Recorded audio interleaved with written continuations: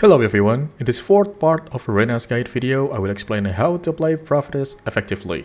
Each player has their own gameplay, so I will only cover aspects that I believe Prophetess players should be aware of.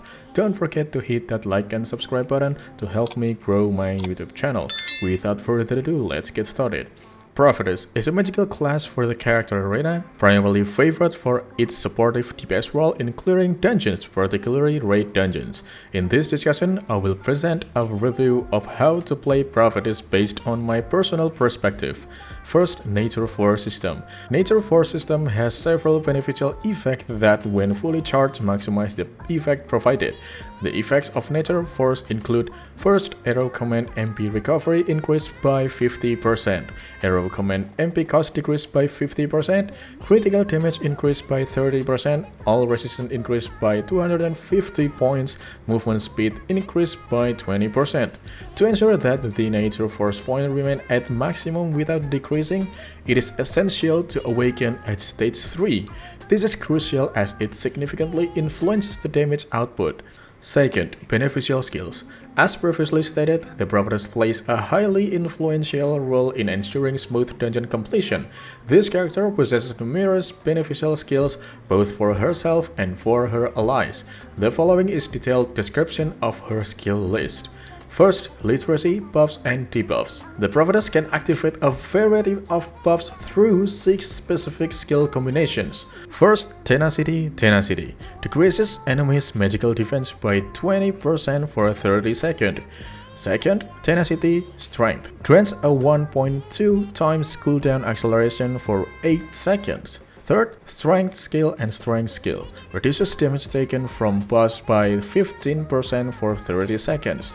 Fourth, Strength and Bravery increases allies' magical attack by 10% for 30 seconds. Fifth, Bravery. Bravery increases all skill damage by 10% and provides a barrier equal to 10% of maximum HP for 30 seconds. Last one, Bravery Strength cleanses 1 debuffs and increases physical or magical defense by 15% for 30 seconds. It is important to note that using the same type of skill twice in succession grants an additional 20% damage boost for that skill type.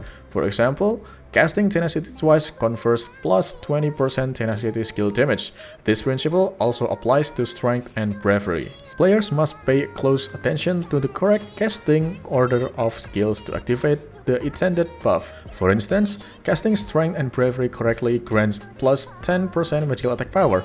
However, reversing the order to Bravery and Strength will result in a different, unintended buff. Likewise, using combinations such as Bravery, Tenacity, Strength, Tenacity, or Tenacity and Bravery does not produce any effect. Next, Awakened Wheel Tail Spinner. This passive ability provides either a 2% damage increase against non-boss enemies or 2% damage increase against mid-boss or boss monsters, depending on the literacy activated, stacking up to 10%. Third, Listen. Restores party members' resource over 7 seconds with the following probabilities: 40% chance to restore 50 mana points, 40% chance to restore 20% of special resources, and 20% chance to restore both simultaneously. Next, Fickle Blessing. This Vicky feature randomly grants 2 of the following 4 buffs. First, plus 1% physical or magical attack when any ally uses a master skill, stacking up to 10%. Next one, plus 2.5% damage against bosses when ally uses a hyperactive skill, stacking up to 10%. Recover 10% of maximum MP upon using a special active skill. Last one, increase maximum MP by 40% while awakened. Players are encouraged to select buffs that best support to the main DPS needs, as different DPS character may prioritize different bonuses. However, in most cases, DPS character benefit most from the physical or magical attack increase combined with either MP recovery or damage against boss monsters. It is important to note regarding the VK buff that it will be removed whenever a party member dies, even if the Prophetess herself dies, but the rest of the party remains alive and the Prophetess user focuses solely on supporting rather than dealing damage. There is no need to reapply the VK buffs. I said one more time, there is no need to reapply the VK buff. This is because the buff will lost at the moment of the reapply, and then the entire party will have to restart the process of accumulating buff stacks regardless. You can reapply the V key only if the main DPS dead or in situation where too many allies have died. Next one, tuning. Creates a field that continuously removes debuffs from allies for 5 seconds. This skill has a 15-second cooldown.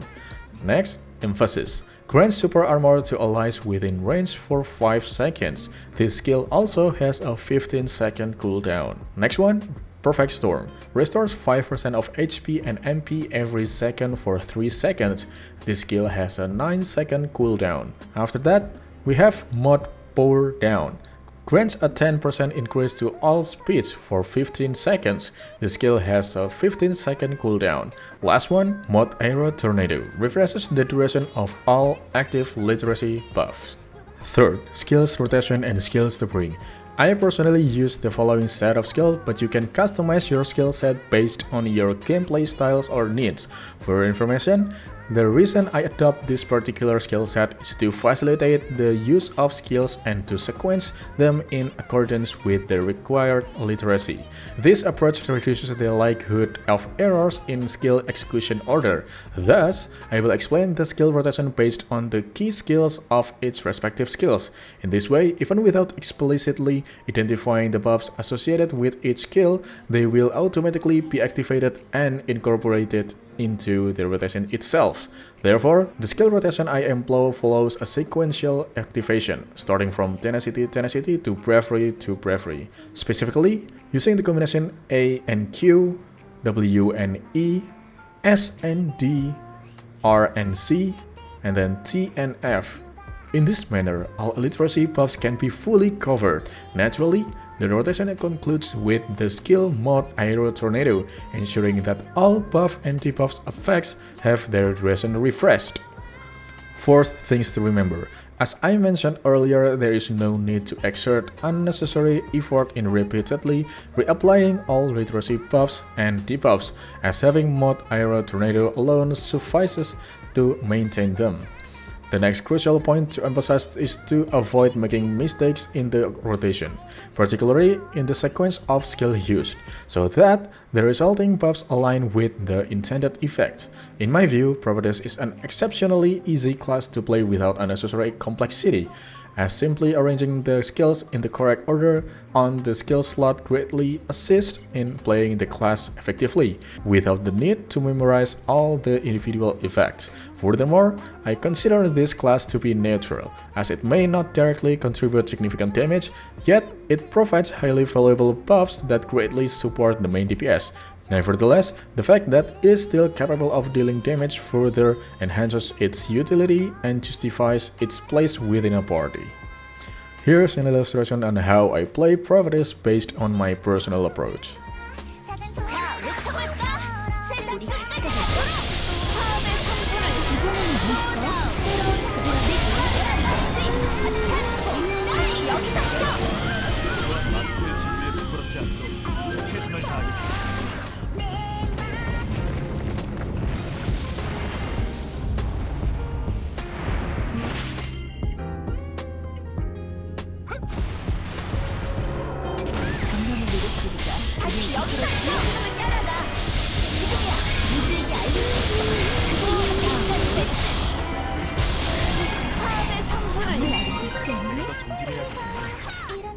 Alright, I think that's all my explanation on how to play Prophetess. If you have any questions, please leave your comments in the comment section below.